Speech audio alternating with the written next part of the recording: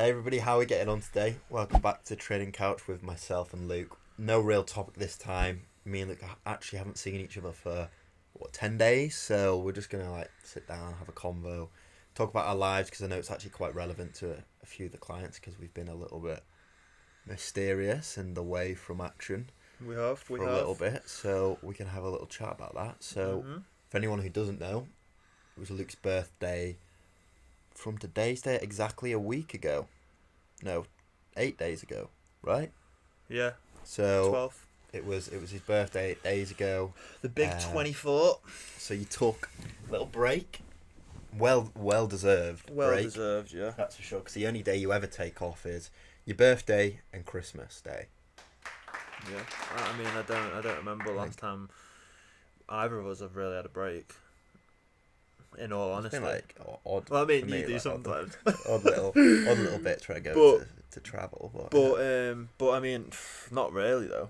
That wasn't a dig. That wasn't a dig. You're like off every week or something. No, I guess. Yeah, we don't really take days off, to be honest with you. We're grafters, aren't we? So.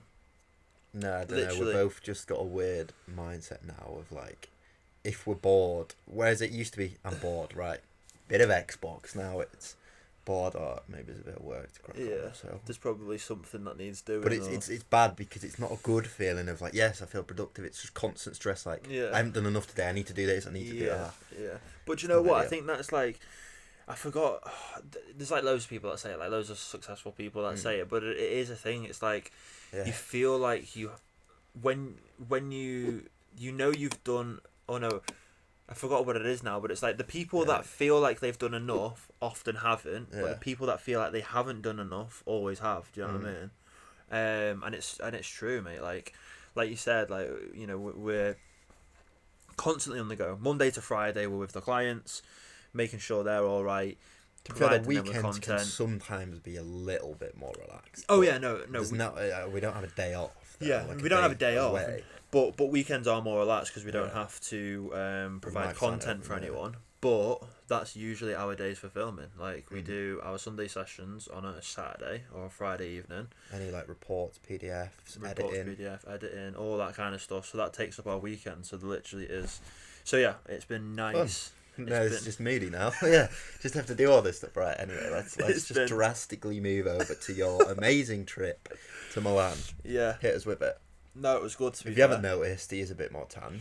I know, yeah. I've got a nice little tan on the go. Wore a nice t-shirt. Not as camera shy, are you?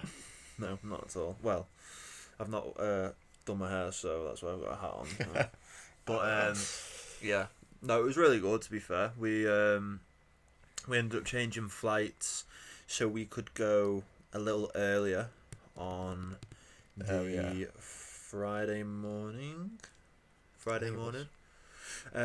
So we set off I think we set off from mine at 2:30, 3 o'clock AM. Yeah, in the morning. Yeah, we got to the airport nice and early. We then got on the plane. The plane journey was fine. We arrived, touched down in Milan at 9 o'clock. That was boss. And then we got the train. Had an absolute. Have I told you about that? What? Well, with the train. With the train and the train journey. No. Oh my god. So, there's only so much I can tell on camera, but so you get to Milan. All of you need to be prepared for this. If you go to Milan, right, make sure you validate your train ticket. So, we get to Milan, touchdown in Milan, get our luggage, all that good stuff. There's an airport, there's a train station in Milan airport. Brilliant. We go to the tickets, the ticket station lady, whatever, and we're can we have 2 tickets to Milan Central? Yeah, that's fine. Gives us our tickets. We say, right, what do we need to do now? Where do we need to go? Where's the train station? Where's the train stop? She said, just down there, platform 3. Perfect. We walk down to the platform. We get on the train. We're on the train. We get speaking to an American man and an Asian lady. And we were just having a normal conversation, explaining what we were going to be doing while we were there. I'm just waiting for the U-turn. This is all normal. Mate, it's all good. And then we're about a stop away from Central, The ticket man comes, and there was two lads next to us that he was talking to, and I heard him say like, "Oh, I'm gonna have to give you £100 fine, €100 fine." And I'm like, "Hold up, what's going on here?" And they're like, "Oh, but we've got our ticket," and he's like, "Yeah, but you haven't validated it, right?" So me and the missus are there like, what's going on here? Yeah, I'd have just like, you know what I mean? We're like trying to like, you know what I mean? Yeah. Anyway, he basically, if you don't validate your ticket, so you buy a ticket, but then you have to go and put it in this box somewhere, which the lady didn't tell us about, to then validate it, right? And then you have 90 minutes to use the ticket, right? And then it's valid, and then you can use it. So we didn't do that, right? So and these two lads didn't do it. So that's why they got fined €100 because they didn't validate the ticket. So even though they spent nearly €30 on tickets, they still got fined another 100. Well, they legit got fined, and they were like explaining 100% like, got fined. And they tried to explain. They said, "Listen, we're tourists to the country. We've never been here. We don't know the rules. In every other country, you literally buy a train ticket, you get on the train, and you know what I mean. And it's as simple as that." No, I'm gonna have to fine you. So me being me, I was like, there is not a chance I am being fined €100. You know what I mean? Not a chance. I've literally just touched down. I was like, this is jog. Like this. And the thing is that what's that, like 90 quid? Yeah, like 80 quid. Yeah, this is like Italy's way of screwing over the tourist. I think. Yeah. You know when you go to certain countries and they have like little things like like this is 100% a thing. So you need to be prepared for it. But yeah, he ended up coming up to us and he was like, "Can I see your tickets, please?" And I just said to him upright, I was like, "Listen, mate," I was like, "I've not validated my ticket." I was like, "I bought a ticket. The lady said just go straight to the platform, get on the train, you'll be fine." She didn't tell us to validate it. She was like, "I'm gonna have to fine you." I was like, "All right, well." You can try and find me. Yeah. Do you know what I mean? You can try and find me. And then he basically asked for my passport, things like that. Things got a bit heated. I was like, "I'm not giving you my passport," so on and so forth. And then we got to the stop. He tried to stop us. He was like doing a shimmy. He was like, "You're not going anywhere. We're calling the police." So I was like, "Call the police. Happy days. I'll speak to the police." And then we just walked off. So you're fugitives in Milan for the week. Great. So yeah, we left the train station in a hurry, and spent the next few hours ourselves thinking we were gonna get like stopped by the police. That's so bull. Like, what? How? But the thing is, like, in England, if that was a thing, they would have signs everywhere. Have you validated your ticket? Have you You'd hear on the speaker, "Make sure you validated your ticket." And I'm not joking, you mate. He showed us a picture. He's like, you needed to validate on this. It's a little green box. I'm not joking. You no bigger than this screen here, right? And it's all in Italian. So like, how the hell? Do you know what I mean? And then another thing that annoyed me as well is there was an Italian guy sat with us within this like area cubicle thing within the train, and he literally just spoke to the guy in Italian. He's like, whatever. And then he just didn't say anything else to him. The Italian guy didn't even show him a train ticket or anything. So it's like, again, that just like really, and you know what I mean. So that just set us off on the wrong start with Milan. But funny enough, the rest of the trip was actually really good. Oh, and then we tried to go to Lake Como, and we had more problems with the trains because on the Sunday, for some reason, all of the train companies that were going to Lake Como were on strike. So again, we bought a ticket, and well, like on a train line app sort of idea. Yeah, on the train. We literally bought it on the train line app. Oh right, okay. So we bought the train thing. We went to the gate. I made it, and he's like, "Oh no, that train company's on strike to Lake Como." I was like, "Right, okay. So can we get another train ticket from a different train company to take us there?" Yeah, that's fine. Because there's different trains. Like you have Virgin here. You have like, or whatever they are now. You know what I mean? Different ones. So we're like, fine. So we bought another one. We go to him again. Right, can we get on? Oh no! All the trains have been cancelled now to Lake Como. Why couldn't you have told us that 20 minutes ago? When you know what I mean? When I bought the first one. So again, we've been screwed over by the trains, but. Yeah, when we flew back, we didn't get the train. We got the bus. Right. I don't know what the crack is with the trains there. I need to sort them out.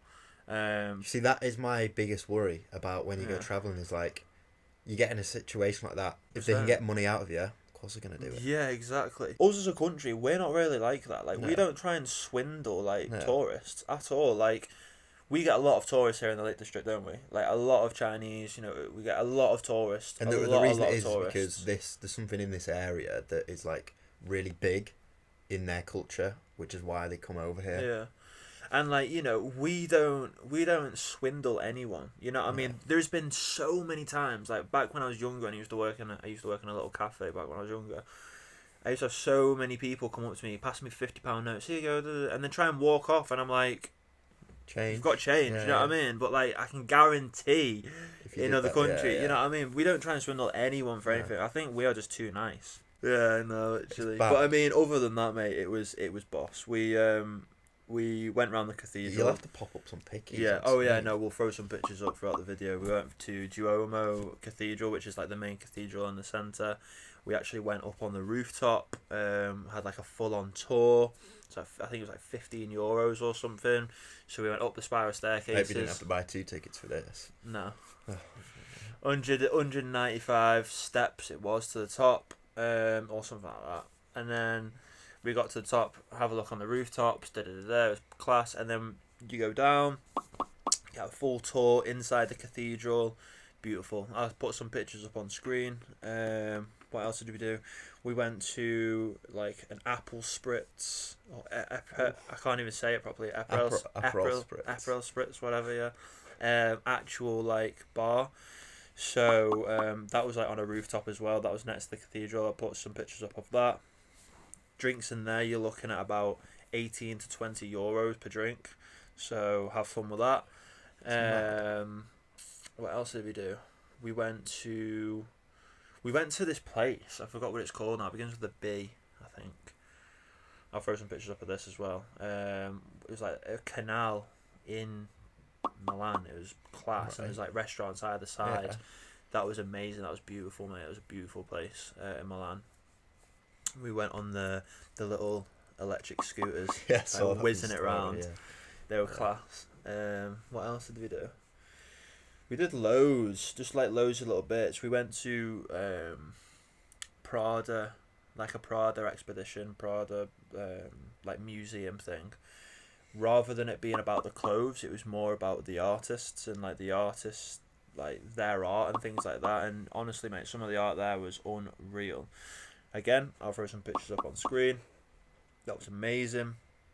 That would cost you, I think tickets for that were €15 as well, so not much. And it takes you a good hour, 2 hours to go through the whole thing. You have like a 30-minute time slot for something called the haunted house, and you get to go up. We weren't allowed to take pictures in there, unfortunately, but that was really good. And then yeah, just a lot of drinking, eating good food. Yeah, it was good, mate. It was an amazing trip. It was just nice to be in the sun, relaxing. And the thing is, it's like, you think that this story ends on a high note, and then you fly back. Fly back, and the plane gets delayed. So we're literally on the plane, waiting for the plane to start off. It gets delayed by like an hour and a half. So we're literally sat on the plane for ages, waiting on the plane. And then when we get back, you have like carousels to pick up your luggage. Sat there waiting for like 20-30 minutes. I'm like, where the is my... Everyone's just gone past 3 Everyone's times. just gone past like pop bare times. I'm like, where is... I was like, don't tell me our thing has been put on the wrong plane or something, or I don't know. I was panicking. Anyway, I'm there. Bearing in mind, it's like 1:30 in the morning at this point. Our lift is outside waiting. The rate for waiting is just going up and up and up. Do you know what I mean? Like the fare. Stress. and then yeah, I see like a glimpse of my eye, and I'm like, oh my god. Our luggage, our suitcase had been put on the wrong carousel. It was like down the other way, so Yeah, we managed to get it in the end. Just like the only one going round. Literally, by itself. it was the only one going around itself, and I was like, it's a good job we grabbed it, because they probably would have, like, I don't know, just nabbed it. and you know, we had like thousands of pounds worth of like clothes and shoes in there, so yeah, no, it was a good job.